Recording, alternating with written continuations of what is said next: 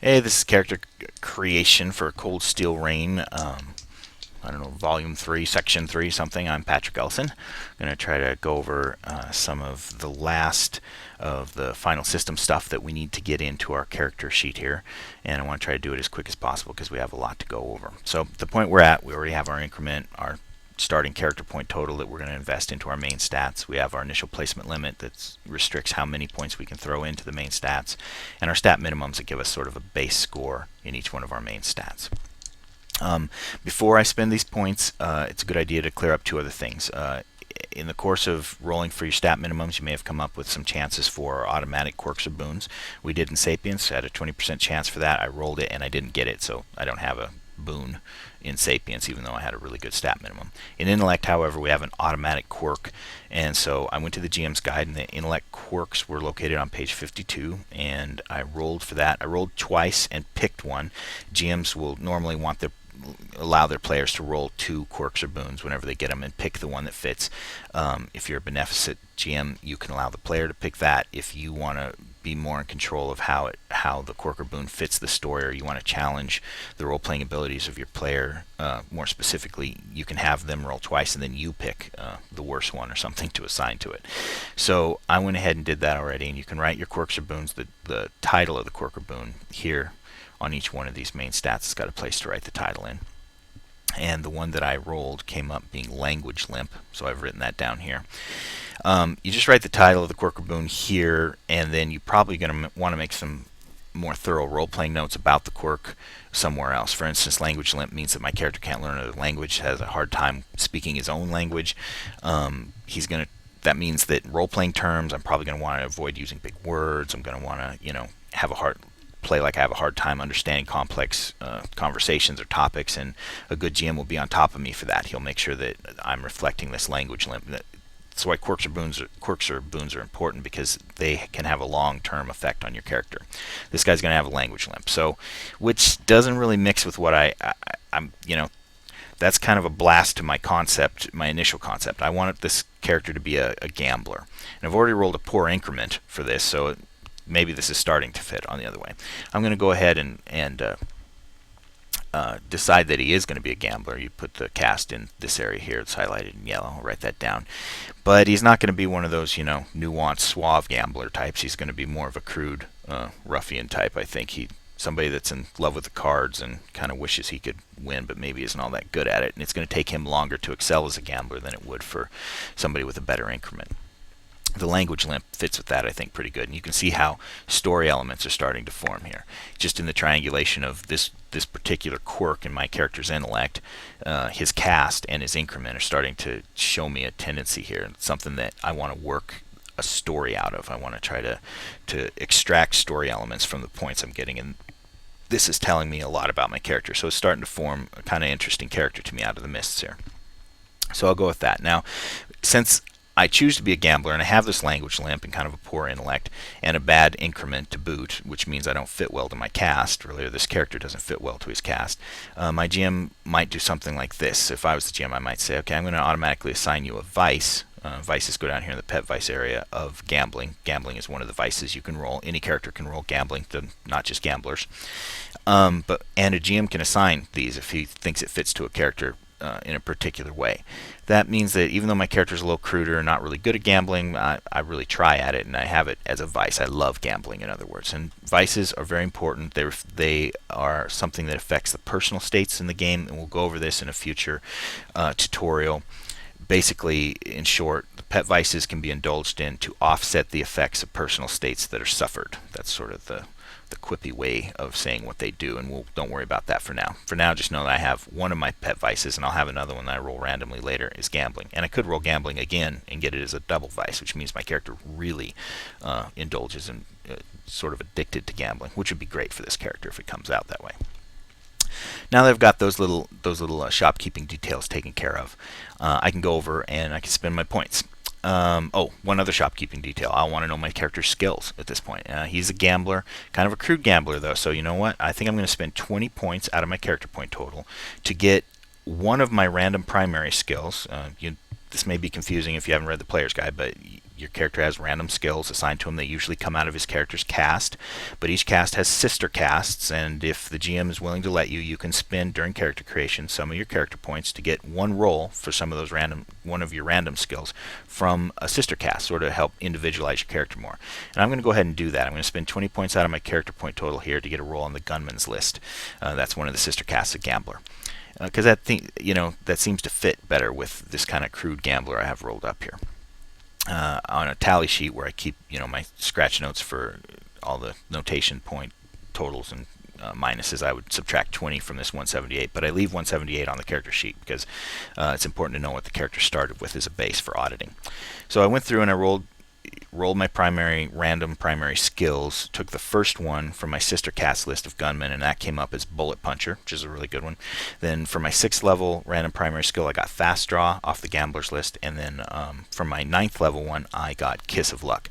It's important to know what skills are coming down the line so that I can appropriately spend my points to help facilitate those skills, and so that my character isn't surprised by some bizarre skill that might come in suddenly and not really fit with anything. I know now that this guy's going to be relying more on guns, and so that makes sense for the bullet puncher skill I'll get at 3rd level, and also for the fast draw that will be coming. Also, I have a chance to use those skills even when I'm lower level than, say, I might be able to use fast draw when I'm about 4th level by taking a severe minus to the roll that's needed for fast draw. So I can try to use it, once in a while until I actually develop it. And that's a good way to have it. It makes more sense and it fits the story setting of your character better. Story construction. All right, so I got that.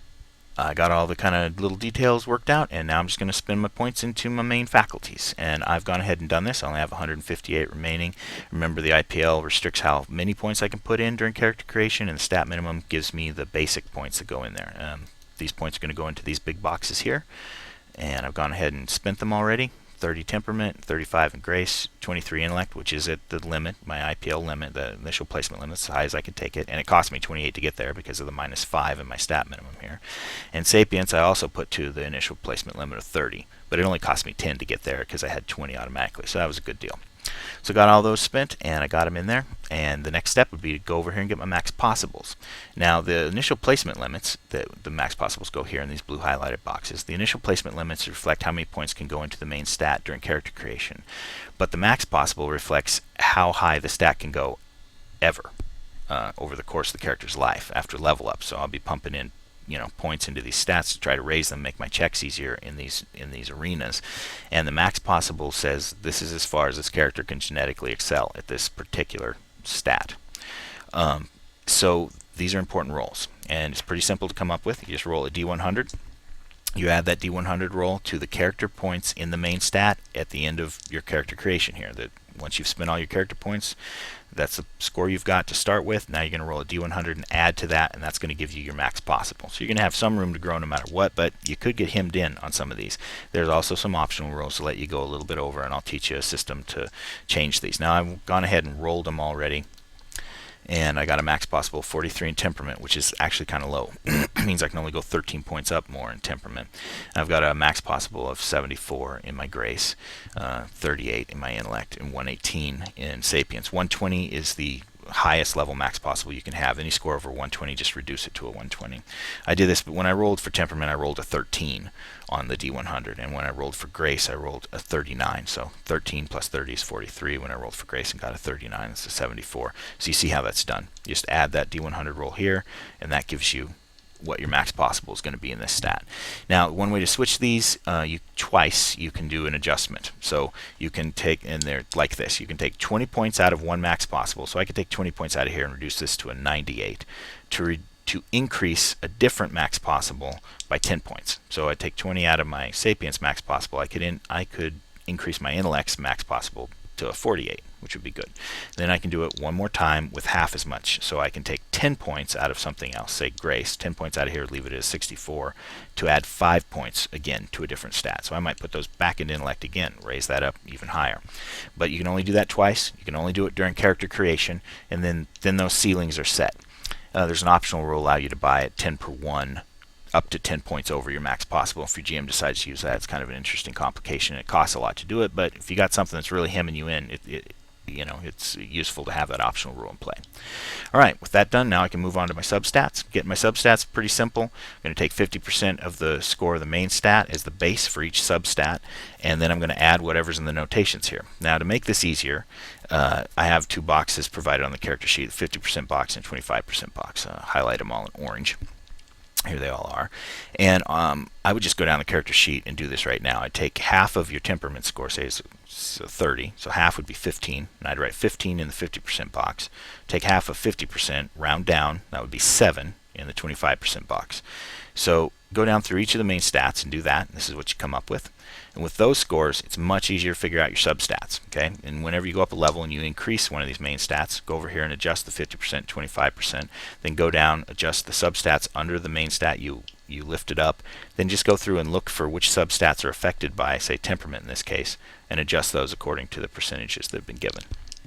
So we have that done, and now we can just get our substats. And I'm going to go ahead and highlight for you all the substats we have to worry about. It's important to note the difference between a substat and a function. Temperament has two substats, nerve and mental stability. Grace has leadership, persuasion, and articulation, but it also has a function right under grace called number of luck rolls. Luck rolls are important in the course of the game, and they're a function of grace, of the main grace stat, not of any. It's not a substat, and it's not a function of any substat of grace. It just happens to be a function of the whole raw score. So when I determine a function, I'll determine it from this.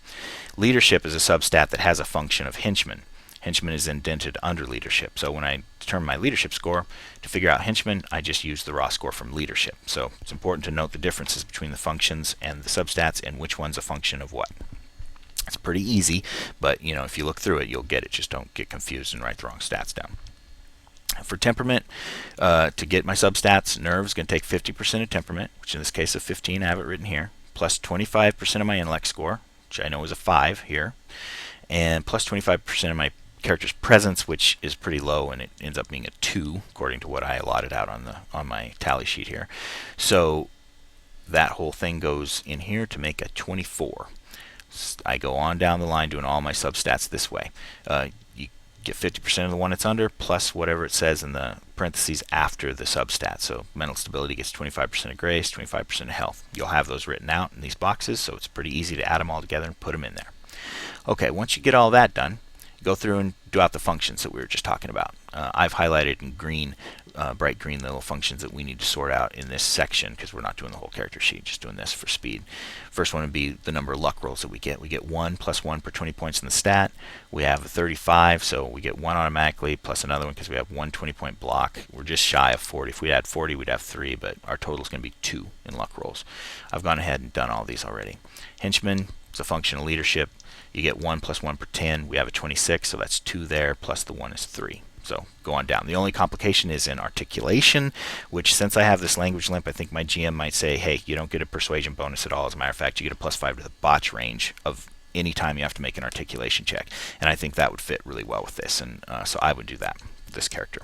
All right, that basically is going to wind up the main systems portions. If you have any questions, email me, and I'll get more into the persona aspects of the character in the next series, or the next video. Thanks.